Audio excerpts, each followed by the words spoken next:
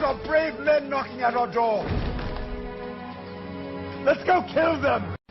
Bran is awake long before dawn. Winterfell is full of guests for the harvest feast, and he must play the prince. He always wanted to be a knight, not a prince, but now that he is broken, he must spend his days listening to old men discuss things he barely understands. Lord Wyman Manderley arrived from White Harbour 2 days ago, and Bran welcomed him from his father's high seat. Afterward, Sir Roderick Cressel said he had done well, but Manderley was only the first. Many lords with many matters to discuss with their overlord will use the feast as a pretext. Hodor arrives to help him dress. Bran prefers to dress himself, but some things are just quicker with help. Bran is astonished by Hodor's deftness and strength, and says he could have been a great knight if the gods had left him his wits. Mounting into his basket, Bran instructs Hodor to carry him downstairs. Out in the yard, Bran watches the Walders jousting against Quintons. Bran notes that Little Walder struck harder, but Big Walder sat his horse better. When Little Walder sees Bran on Hodor's back, he remarks that Hodor is an ugly horse, which angers Bran. The Walders continue to insult Hodor, and Little Walder begins bumping him with his horse. Bran grows angrier and threatens to sick Summer on them, but Little Walder points out he is wearing armour and says he wants a wolfskin cloak. Then Maester Luwin arrives to break up the argument and chastise the Walders. Big Walder has the grace to look ashamed, but Little Walder remains haughty. Luwin reminds him that good lords protect the weak, and warns them to stay out of the Godswood. He then calls on Bran to come with him to meet Lord Wyman. The Maester tells Bran he was right to defend Hodor, but it should not have been necessary to fetch him to meet Lord Wyman. Bran apologises and asks if they will talk of the war. Luwin reminds Bran that he is only 8 and should not speak unless spoken to. Inside, Bran is seated in his father's chair, with Maester Luwin and Sir Roderick beside them. The morbidly obese Lord Wyman Manderley is very pleasant, insisting no prince is ever late. He talks about White Harbour being the best place to mint currency and build a fleet for Robb's new kingdom. Talk of warships piques Bran's interest, and he thinks it is a splendid idea, but no one asks him. The meeting continues through lunch, during which Lord Wyman inquires about his widowed cousin, Lady Donella Hornwood, whose husband and only son died on the Green Fork and in the Whispering Wood. He suggests that he would be interested in marrying her, or she could wed his son, Sir Wendell. Later, Lord Wyman informs them that Tywin Lannister has offered to ransom his son, Sir Willis, who was taken captive on the Green Fork, if he withdraws his support for King Robb. He has, of course, refused, but hopes for an equitable prisoner exchange as soon as possible. Lady Hornwood arrives during supper, and Bran expresses his condolences to the grief-stricken widow. She thanks them, but asks to leave to rest and continue the next day.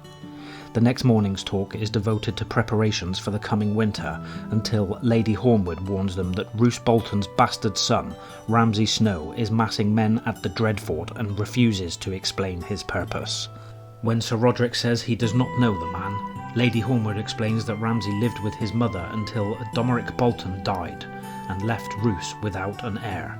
She adds that Ramsay brought along an equally cruel servant named Reek, who is said to never bathe.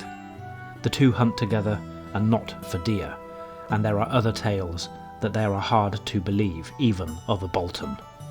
Lady Hornwood fears Ramsay covets her lands now that her husband and son are gone. Bran wants to give her 100 men, but Sir Roderick only promises to protect her lands and adds that in time it may be prudent for her to wed again.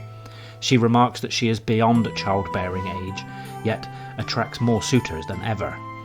She promises to marry if commanded, but there is no one to her liking.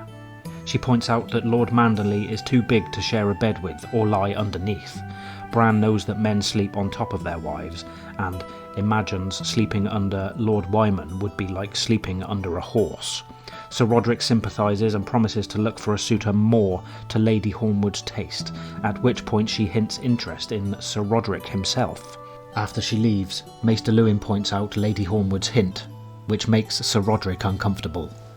Bran notes that she is sad, and Sir Roderick adds that she is also gentle and not unattractive, but still a threat to the realm. Bran is incredulous, but the Maester explains that without a direct heir, there will be many claims to her lands, which Robb must adjudicate as the liege lord. Bran suggests Sir Roderick. The old Castellan replies that he is only a knight and too old. When he dies, the problem would resurface. Thinking of his own half-brother, Bran next suggests Lord Homewood's 12-year-old bastard, Laurence Snow. Sir Roderick doubts that this will please Lady Hornwood, but Maester Luwin insists they consider it. Bran asks to be excused, and Sir Roderick agrees, saying he did well. There are still a few hours of daylight, so Bran goes to the Godswood to visit Summer. He has Hodor take him to his favourite place by the pool, near the Heart Tree. Suddenly, a naked Osha explodes out of the cold pool, startling everybody. When Bran asks about the cold, Osha says she likes it. She notices Bran staring at her and asks if he has ever seen a naked woman. Bran has bathed with his sisters and seen serving women bathing, but Osha is hard and covered in scars, which she tells him were earned fighting men, mostly the Night's Watch. She even killed one. Then she mentions overhearing that the Walders mocked Hodor. Bran recalls that Hodor never fights, and says that Septon Chael says Hodor has a gentle spirit.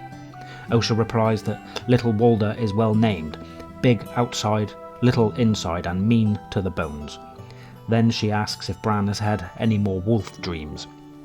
When he says no, Osha declares a prince should lie better, and begs his leave before hurrying back to the kitchens. That night, Bran dreams of a weirwood calling to him and a three-eyed crow pecking at his face. He wakes to clamour of the arrival of the Umbers from beyond the last river. Next day, he greets their leaders, two of Great John Umber's uncles, Mors Umber, known as Crowfood, because he lost an eye to a crow that thought him dead, and Hother Umber, known as Horsebane, for reasons no one will tell Bran.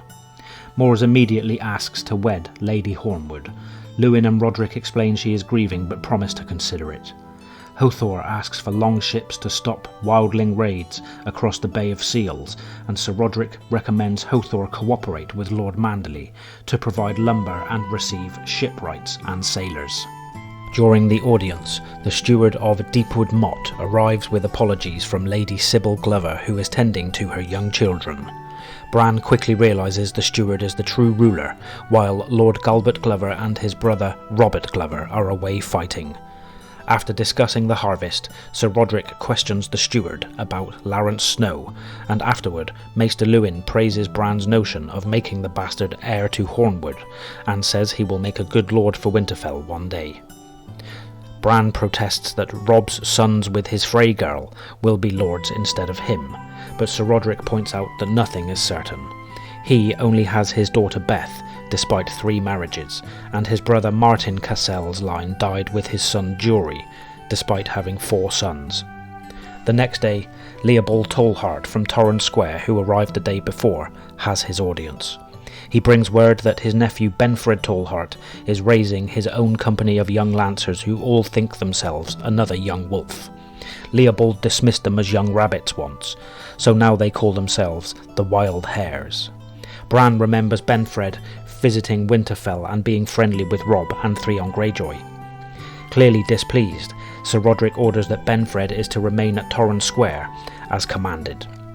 Then Theobald mentions that his own wife Berenna was sister to Lord Hallis Hornwood, and suggests sending his younger son Beren to foster with Lady Hornwood, saying he may even take up the Hornwood name if made heir. Bran has learned the proper answer and promises to bring up the matter with Robb and Lady Hornwood. After the audience, Maester Luwin states that he likes the idea, but Sir Roderick thinks it will be hard for a boy to hold the lands. Luwin admits that with the Riverlands now a part of the kingdom, it may be best to wed her to one of the Lords of the Trident. In the days that follow, ravens arrive with regrets from other houses. The bastard Ramsay Snow will not be joining them.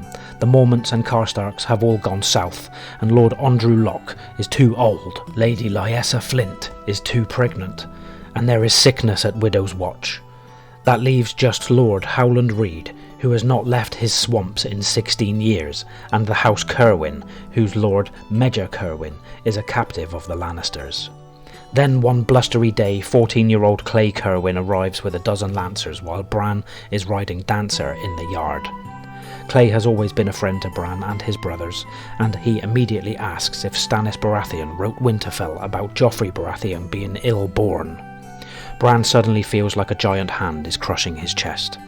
When Clay asks if he is alright, Bran declares that Robb will beat Stannis too. That night he does not have the dreamless sleep he prayed for.